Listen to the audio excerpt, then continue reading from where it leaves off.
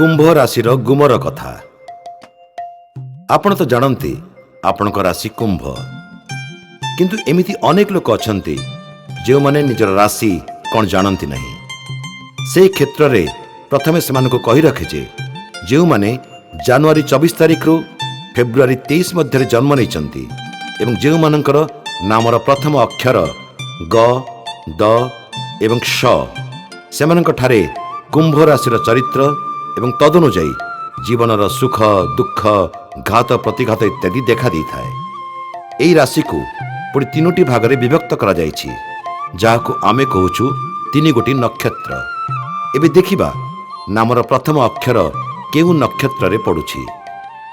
कुंभ राशिर एई तीन गोटी नक्षत्र हेला धनिष्ठा, शतभिषा एवं पूर्व भाद्रपद। जो मानक नामर आद्य अक्षर एईपरि धनिष्ठा कुंभ 23/11 गु एवं गे, शतभिषा कुंभ 24/11 गो श शी एवं शु, पूर्व भाद्र कुंभ 25/11 से शो एवं द। एतद् व्यतीत जो मानकर जन्म राशि कुंभ बा जो माने कुंभ लग्न रे जन्म होइथिबार से माने जानिछंती किंबा जनवरी 24 रु फेब्रुआरी 23 मध्य जन्म सेमानक पाई मध्य आमर वर्णना अनुजाई अनेक कथा प्राय फलिब। जदि आपणकर राशि जणा न थाए तेबे निज जातकटी बाहर करी जेकोसी ज्योतिषं को देखाइले से आपणक राशि नक्षत्र एवं लग्न देखु देखु कहीदेवे। जदि जातक न थाए तेबे निजर जन्म तारीख, जन्म समय एवं जन्म स्थान लिखि आमको जणाइले किंबा फोन कले आपणक राशि नक्षत्र एवं लग्न आमे जणाइदेबु। राशि चक्रर विज्ञान।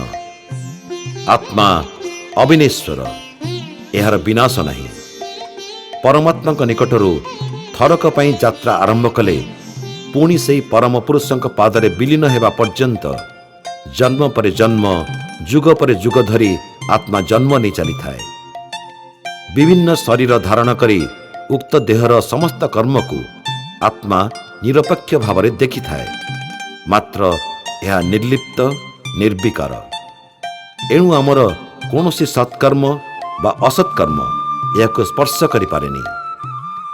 जन्म जन्म धरी आमे कर्म करि चालू एवं सत्कर्मर फल आमको ऊपर स्तर को नेउथुआ बेले असत्कर्म फल अधोगामी करे। एही कर्म को तीन भागरे विभक्त करा जायछि, संचित, प्रारब्ध और क्रियमाण। वर्तमान जीवन रे जहाँ भोग करुछु बा एई जन्म रे आमे जेतिकी भोग करिबु से निर्दिष्ट फल ही आमर प्रारब्ध एवं क्रियमाण हेला जहाँ आमे एई जन्म रे करुछु। संचित कर्म कहले बुझाए like seeds stocked up in A granary for fruition in future lives, बा शस्यागार रे संचित शस्य आवश्यक समय रे प्रयोजन रे लागे। एमानक मध्यरु प्रारब्ध कर्म गुरुत्वपूर्ण। आमे आमर भाग्य तैयारी करू बोली बेले बेले जहाँ आस्फालन करू ताहा मध्य केतेकांशरे ठीक। एक व्यापक अर्थरे कहिले यह ठीक बुझा पड़िबो। आमे विभिन्न जन्म रे जो कर्म करी आसिछु ताहा आज आमर भाग्य रूप में दंडायमान। तेणु एई दृष्टि विचार कले आम भाग्य निश्चित आम हाथ में तैयारी, किंतु एई जन्मर भाग्य गत विभिन्न जन्मर प्रारब्ध कर्मफलर भित्तिभूमि उपरे दंडायमान होइथिबारु एई जन्मर भाग्य आम द्वारा एबे तैयारी हेउ नाही। 5 वर्षर बालक मुखरे निर्भुल वेदावृत्ति, शिशु कंठरे अनिंद्य लालित्य। केउ शिशु बिना घरोई शिक्षकरे श्रेणी रे प्रथम हेउथुआ बेले कहार सबु विषय शिक्षक थाई मध्य श्रेणी रे फेल हवा इत्यादि घटु न थांता। ता छड़ा जन्म जन्मांतर अछि बोली आमे विश्वास करू, कारण ए संपर्क रे बहु कथा आमर शास्त्र और दर्शन सूचना देछि। हिंदू जोगी माने परकाया प्रवेश करुथिले बोली अनेक आलोचना जानिबाकु मिले।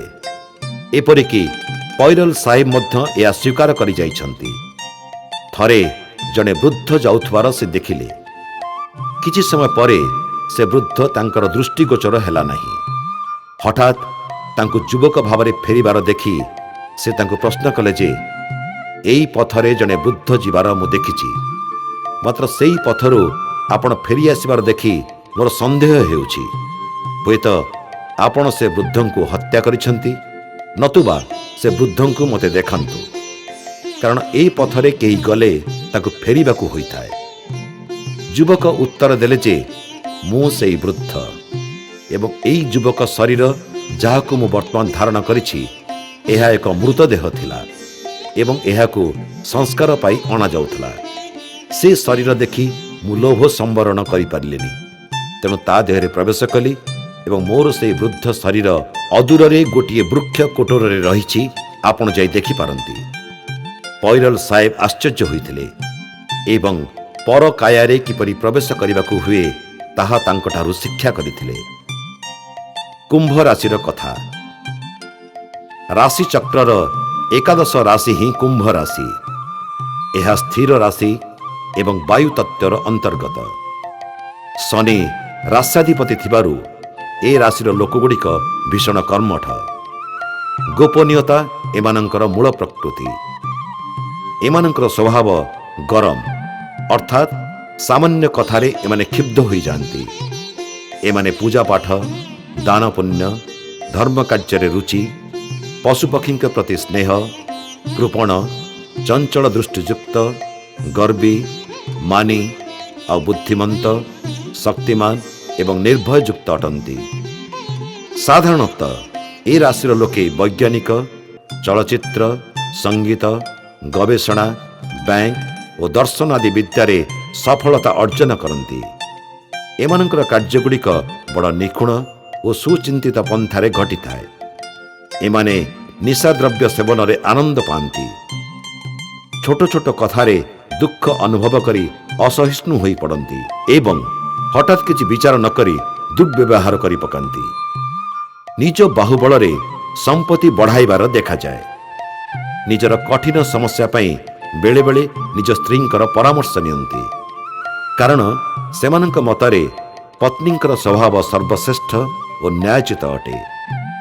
ବାଦ ବିବାଦ, ଚିକିତ୍ସା କର୍ମ, ବୈଦିକ ବିକାଶ କ୍ଷେତ୍ରରେ ଏମାନଙ୍କର ଚେଷ୍ଟା ବହୁ ପରିମାଣରେ ଥାଏ, ଅଥଚ ସେମାନେ ମନ ମୁତାବକ ଫଳ ହାସଲ କରିପାରନ୍ତି ନାହିଁ। ସମସ୍ତ କର୍ମରେ ସେମାନଙ୍କର ସ୍ୱାର୍ଥ ଜଡ଼ିତ ଥିଲେ ମଧ୍ୟ ତାହା ଏତେ ପରିସ୍ଫୁଟ ନୁହେଁ। ଏମାନେ ଜୁଆ ଖେଳ, ଲଟେରୀ ଓ ଘୋଡ଼ା ଦୌଡ଼ରେ ବିଶେଷ ମନ ଲଗାନ୍ତି। ଏମାନଙ୍କ ଉପରେ ସ୍ତ୍ରୀଙ୍କ ପ୍ରଭାବ ଅତ୍ୟଧିକ ହୋଇଥାଏ। ଏ ରାଶିର ଲୋକେ ଧର୍ମପରାୟଣ ଏବଂ ଏ ରାଶିରେ ବହୁ ମହାପୁରୁଷ ଜନ୍ମ ନିଅନ୍ତି। ଏହି ରାଶିରେ ଜନ୍ମଗ୍ରହଣ କରିଥିବା ନାରୀମାନେ ପ୍ରାୟ ସୁନ୍ଦର ଗୃହ ପରିଚାଳନା କରନ୍ତି ଏବଂ ସନ୍ତାନ ପାଳନରେ ନିପୁଣା ହୁଅନ୍ତି। ସେମାନେ ଅତି କ୍ରୋଧୀ ହେତୁ ପ୍ରତିଶୋଧ ପରାୟଣା ଏବଂ ଆଦୌ ସହନଶୀଳ ନୁହନ୍ତି। ଏ ରାଶିର ସ୍ତ୍ରୀମାନେ ବହୁ ଝଡ଼ଝଞ୍ଜା ମଧ୍ୟ ଦେଇ ଗତି କରନ୍ତି। ଶାରୀରିକ ଗଠନ। ଏମାନଙ୍କର ପ୍ରାୟ ମୋଟା ଶରୀର, ସୁନ୍ଦର ଚେହେରା ଏବଂ ଚଞ୍ଚଳ ଦୃଷ୍ଟି ହୋଇଥାଏ। କୁମ୍ଭ ଏକ ଜଳପୂର୍ଣ୍ଣ ମାଠିଆ ହୋଇଥିବାରୁ ଏମାନଙ୍କର ମୁଣ୍ଡ ଦେହ ତୁଳନାରେ ସାମାନ୍ୟ ବଡ଼ ହୋଇଥାଏ। ବାହୁ ଲମ୍ବା ହୋଇଥାଏ। ସାମାନ୍ୟ ବାମକୁ ଢଳି ଚାଲିଲା ଭଳି ମନେ ହୁଏ। ଚେହେରା ସୁନ୍ଦର ହୋଇଥିବାରୁ ବିପରୀତ ଲିଙ୍ଗ ପ୍ରତି ଆକର୍ଷଣ ସୃଷ୍ଟି କରିଥାଏ।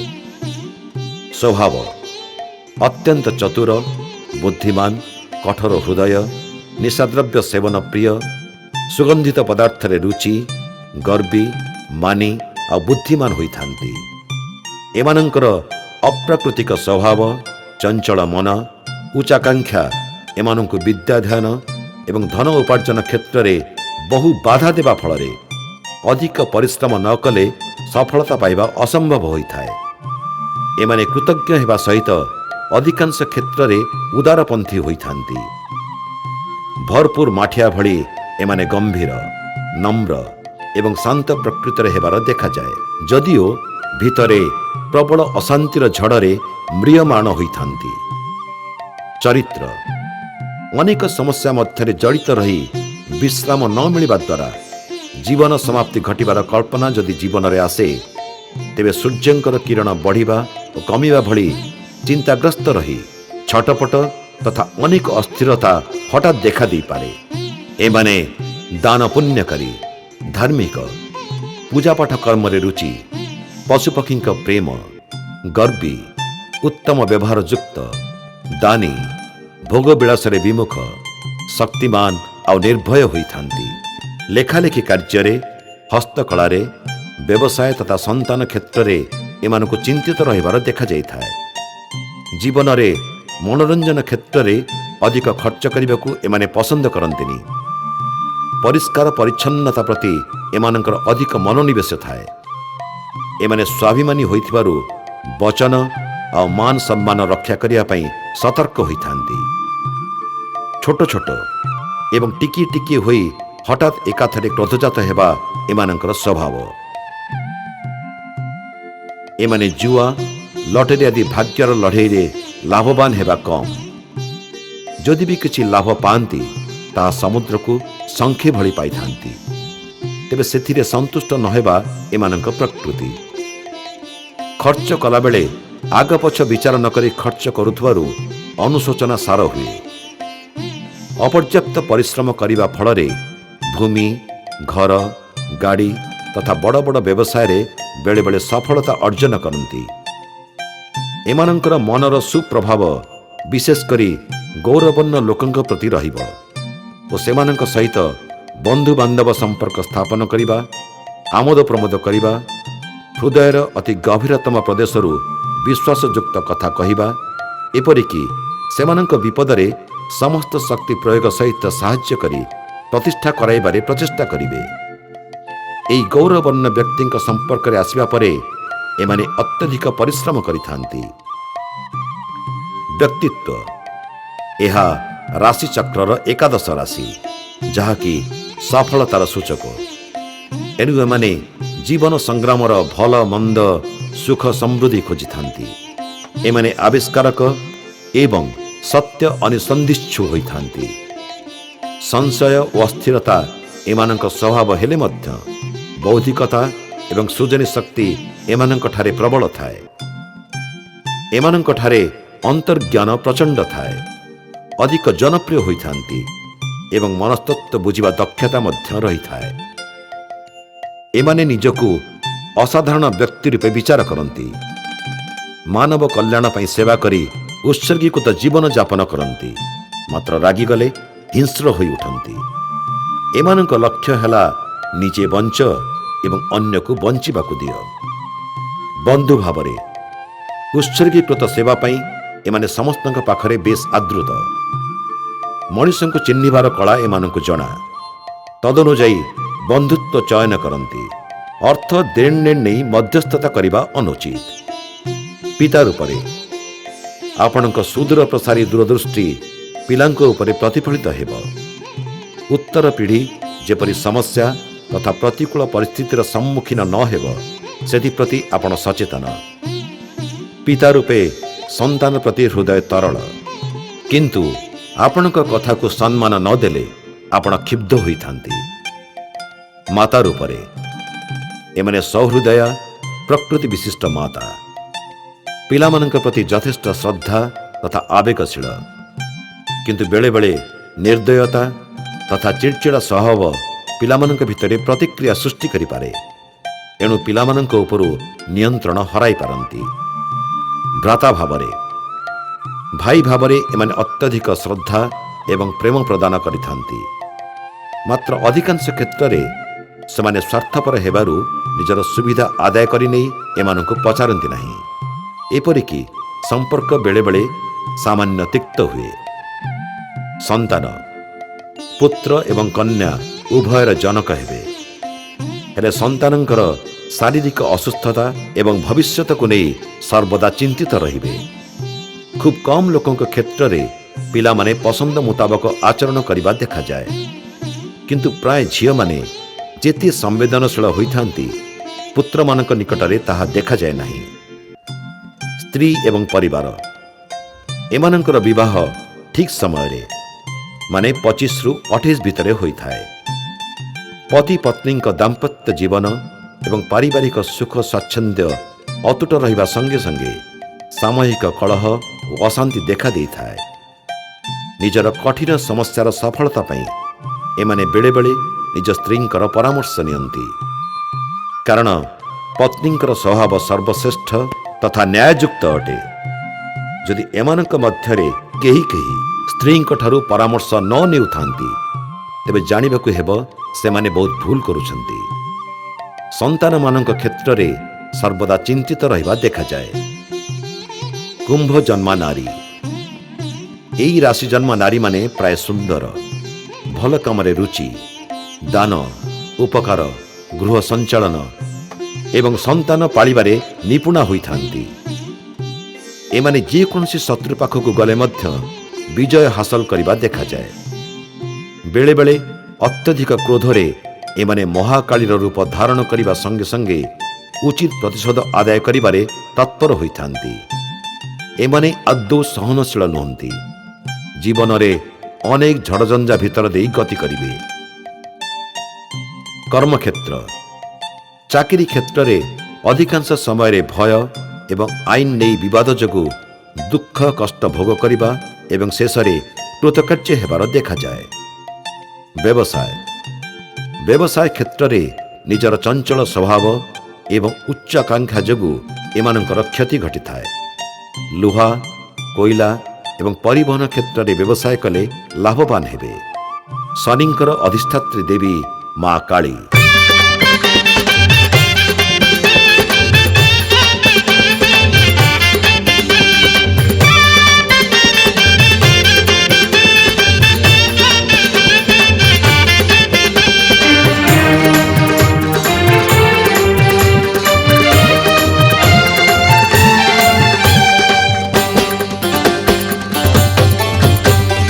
ग्रहराज शनिश्चर कुंभ अधिपति, तुम्भ बिना नाही मोर आउ किछि गति। ग्रहराज शनिश्चर कुंभ अधिपति, तुम्भ बिना नाही मोर आउ किछि गति। नीललोचन छाया नंदन रख जीवन मागे शरण, तुमे दया कले मिले धन जस ख्याति। ग्रहराज शनिश्चर कुंभ अधिपति, तुम्भ बिना नाही मोर आउ किछि गति।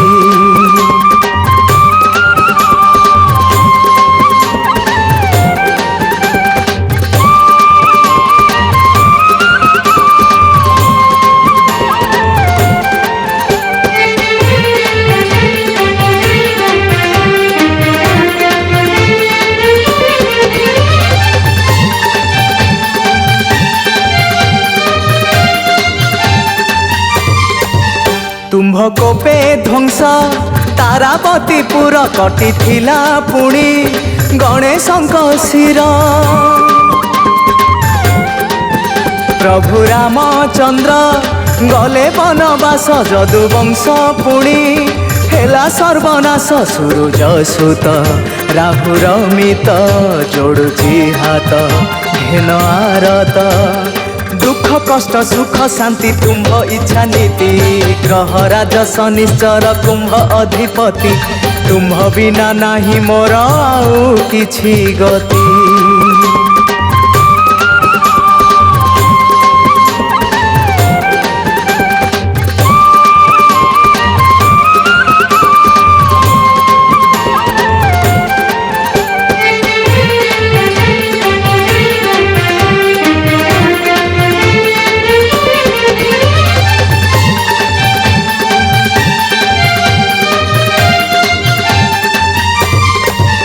तुम दशा जेबे नल राजा को पड़िला, राज्य हारी राजा सर्वशांत हेला। तुम्भ आशीष रे माटी हुए सुना, तुम्हे कोप कले न मिलई दाना। न कर रोष न धर दोष, प्रणति करे दिय आशीष। तुम पाद तले मोर एतिकी विनती। ग्रहराज शनिश्चर कुंभ अधिपति, तुम्भ बिना नाही मोर आउ किछि गति। ग्रहराज शनिश्चर कुंभ अधिपति, तुम ତୁମ୍ଭ ବିନା ନାହିଁ ମୋର ଆଉ କିଛି ଗତି। ନୀଳଲୋଚନ ଛାୟା ନନ୍ଦନ ରଖ ଜୀବନ ମାଗେ ଶରଣ। ତୁମେ ଦୟା କଲେ ମିଳେ ଧନ ଯଶ ଖ୍ୟାତି। ଗ୍ରହ ରାଜ ଶନିଶ୍ଚର କୁମ୍ଭ ଅଧିପତି। ତୁମ୍ଭ ବିନା ନାହିଁ ମୋର ଆଉ କିଛି ଗତି। ଗ୍ରହ ରାଜ ଶନିଶ୍ଚର କୁମ୍ଭ ଅଧିପତି। ତୁମ୍ଭ ବିନା ନାହିଁ ମୋର ଆଉ କିଛି ଗତି। ରୋଗ ଶୀଘ୍ର ଥକି ପଡ଼ିବା, ପାଦଜନିତ ରୋଗ, ହଜମ ଗୋଳମାଳ, ପରିସ୍ରାଜାତ ରୋଗ ଆଦି ଦେଖାଯାଏ। କୌଣସି ବିଷାକ୍ତ କ୍ଷତ ପାଇଁ ଥରେ ବା ଦୁଇଥର ଅପରେସନ୍ ହେବାର ଜଣାଯାଏ।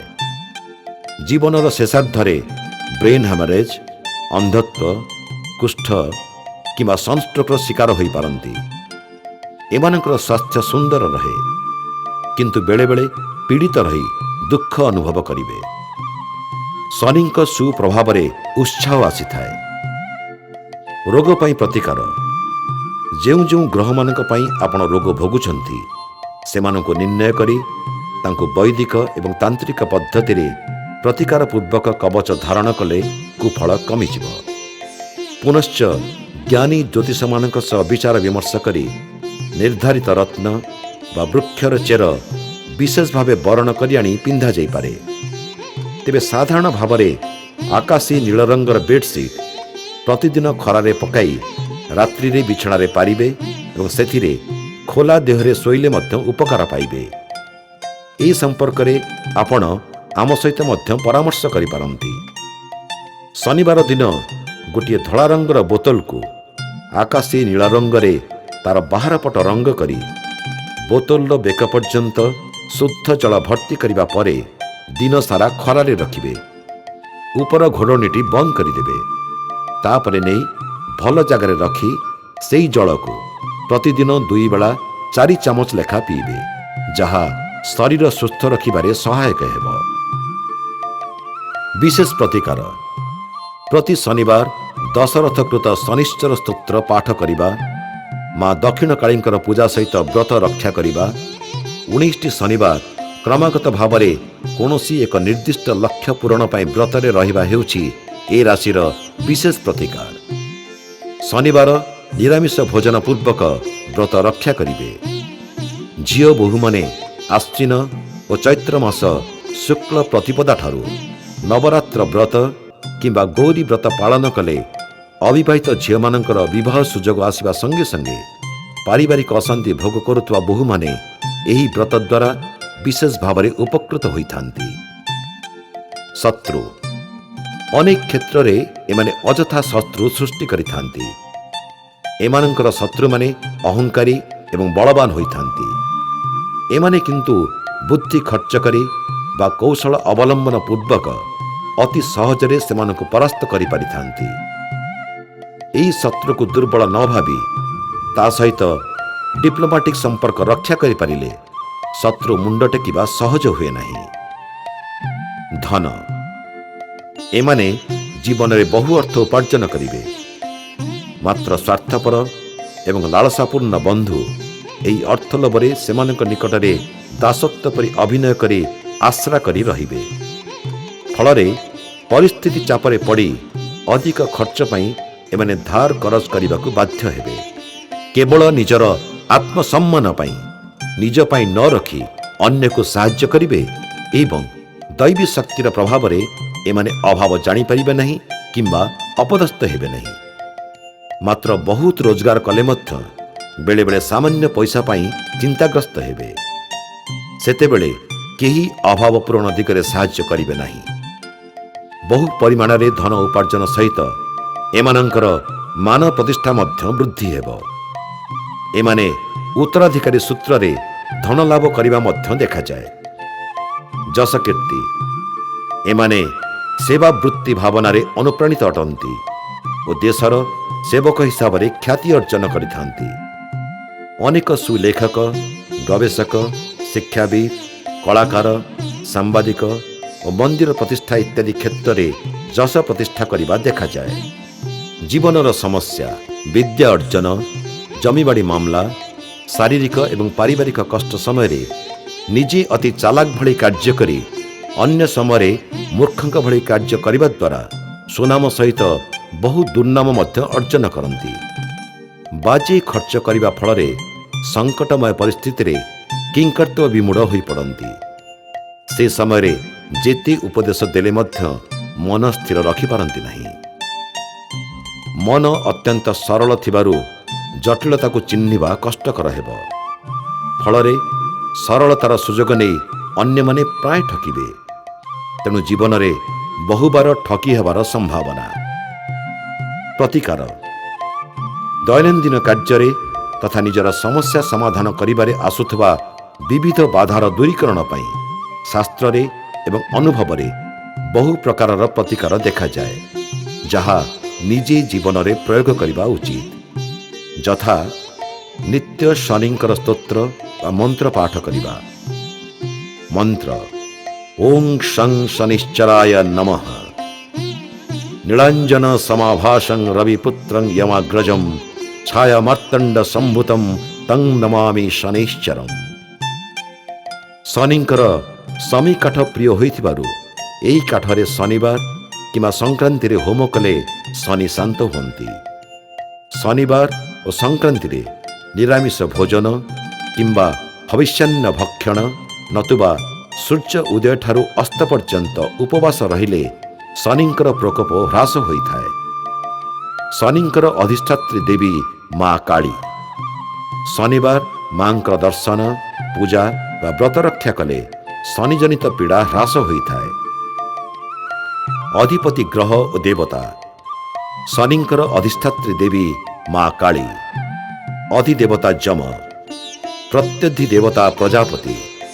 ଇଷ୍ଟଦେବୀ ଦକ୍ଷିଣକାଳୀ ପୂଜା କଲେ ବା ଏମାନଙ୍କର କବଚ ଧାରଣ କଲେ ଶନିଙ୍କର କୁପ୍ରଭାବ ହ୍ରାସ ହୋଇଥାଏ। ଶନିଙ୍କ ଜପ ମନ୍ତ୍ର। ମକର ରାଶିର ମନ୍ତ୍ର ଓଂ ଐଂ ହ୍ରିଂ ଶ୍ରୀଂ ଶନିଶ୍ଚରାୟ ନମଃ କିମ୍ବା ଓଂ କ୍ରିଂ ଓଂ। ଦୈନିକ 1008 ଥର ଜପ ବା ପ୍ରତି ଶନିବାର ଏହି ଜପ 1008 କରିପାରିଲେ ବହୁ ଶୁଭ ଫଳ ମିଳିଥାଏ। ଅନ୍ତତଃ ପ୍ରତ୍ୟହ କିଛି ନ ପାରିଲେ 108 ଥର ଜପ କରିବେ। ଶୁଭ ଦିଗ ପଶ୍ଚିମ। ଅଶୁଭ ଦିଗ ଦକ୍ଷିଣ। ଶୁଭ କୋଣ ଦକ୍ଷିଣ ପୂର୍ବ। ଅଶୁଭ ପୂର୍ବ ଉତ୍ତର। ଶୁଭ ମାସ ଡିସେମ୍ବର। ଅଶୁଭ ମାସ ମେ ମାସ। ଶୁଭ ଋତୁ ଶୀତ। ଅଶୁଭ ଋତୁ ଗ୍ରୀଷ୍ମ। ଶୁଭ ତାରିଖ 9, 10 ଏବଂ 18। ଅଶୁଭ ତାରିଖ 4, 8, 13 ଏବଂ 17। ଶୁଭ ସଂଖ୍ୟା 7 ଏବଂ 9। ଅଶୁଭ ସଂଖ୍ୟା 4 ଓ 8। ଶୁଭ ବାର ଶୁକ୍ର ଓ ଶନିବାର। ଅଶୁଭ ବାର ମଙ୍ଗଳ ଓ ଗୁରୁବାର। ଶୁଭ ରଙ୍ଗ ଆକାଶୀ ନୀଳ। ଅଶୁଭ ରଙ୍ଗ ନାଲି। ଶୁଭ ରତ୍ନ ହୀରା ନୀଳା। ଅଶୁଭ ରତ୍ନ ମାଣିକ୍ୟ ପ୍ରବାଳ। ଶୁଭ ରାଶି ମିଥୁନ ତୁଳା କୁମ୍ଭ ଓ ମକର। ଅଶୁଭ ରାଶି ମେଷ ବିଛା ଧନୁ ଏବଂ ମୀନ। ଶୁଭ ପୁଷ୍ପ ନୀଳ ଅପରାଜିତା ଧଳା ପୁଷ୍ପ। ବଳିଦ୍ରବ୍ୟ ମିଶ୍ରି। ଶୁଭ ଦେବୀ କବଚ ମହାଲକ୍ଷ୍ମୀ ଓ କାଳୀ କବଚ। ଧୂପ ଦଶାଙ୍ଗ। ଗନ୍ଧଦ୍ରବ୍ୟ କସ୍ତୁରୀ ସମିଧ ସମୀ। ଏହି ଅଧ୍ୟାୟରେ ଆମେ ଯାହା ଚର୍ଚ୍ଚା କଲେ ତାହା କେବଳ ଜନ୍ମ ତାରିଖ ବା ରାଶିକୁ ନେଇ ଏକ ବିସ୍ତୃତ ଆଲୋଚନା। କିନ୍ତୁ ଏହା ସମସ୍ତଙ୍କ କ୍ଷେତ୍ରରେ ଯେ ସଠିକ୍ ହେବ ତା ନୁହେଁ।